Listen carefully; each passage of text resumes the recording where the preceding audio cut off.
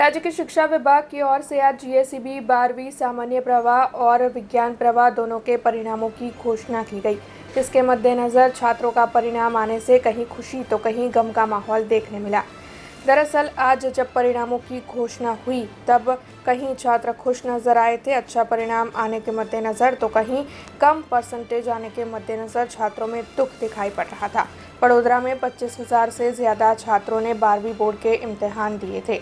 पिछले साल के मुकाबले इस साल विज्ञान प्रवाह और सामान्य प्रवाह में 20% परिणामों में बढ़ोतरी देखने मिली है। वैसे आपको बता दें कि वडोदरा में विज्ञान प्रवाह में 6,399 छात्रों ने इम्तिहान दिए थे, जबकि सामान्य प्रवाह में 14,658 छात्रों ने इम्तिहान दिए थे। અને મારું પરિણામ 92.08 પર્સન્ટાઇલ આવ્યા છે અને ખૂબ મહેનત કરી હતી અને ટીચર્સ પેરેન્ટ્સ બધાનો બહુ સપોર્ટ હતો.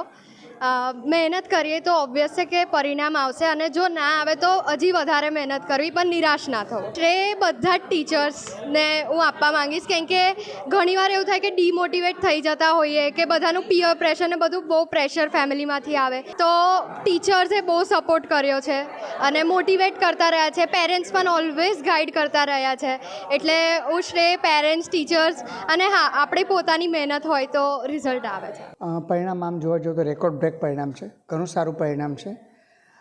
JMB વિદ્યાલય હરણી આમ જોવા જઈએ તો નોન કોન્સેપ્ટ સ્કૂલ છે અને કેજીથી 12 ધોરણ સુધી મોટાભાગે વિદ્યાર્થીઓ અમારી સાથે સંકળાયેલા હોય છે. તો જે શાળાનું જે સામાન્ય પ્રવાહની વિજ્ઞાન પ્રવાહ ગુજરાતી માધ્યમ અને અંગ્રેજી માધ્યમનું જે સારું પરિણામ આવ્યું છે એની અંદર વિદ્યાર્થીઓ, વાલી અને શિક્ષક આ ત્રણની ભૂમિકા બહુ જ મહત્ત્વની છે. બહુ સારું પરિણામ છે. સફળ થનાર દરેક વિદ્યાર્થીઓનું અભિનંદન આપું છું. આ વિદ્યાર્થીઓને આપણા માધ્યમથી કહીશ કે જો પરિણામ તમારું નબળું આવ્યું હોય તો ચિંતા કરવાની જરૂર નથી. જુલાઈ મહિનાની અંદર ફરીથી બોર્ડ પરીક્ષા લેતી હશે, તે વખતે આપ ફરીથી ફોર્મ ભરજો અને નબળા પરિણામથી હતાશ થયા વગર જે વિષયમાં આપ નબળા છો એમાં મહેનત શરૂ કરી દો, સારું પરિણામ આવશે. કોઈ એવું પગલું નહીં ભરતા જેથી माता पिता ने दुख पहुंचे. अब खबरों से लगातार अपडेट रहना हुआ आसान. BRG न्यूज आपके मोबाइल स्क्रीन पर आज ही BRG न्यूज की mobile app Google play store और ऐप स्टोर से डाउनलोड करें और खबरों से लगातार जुड़े रहें.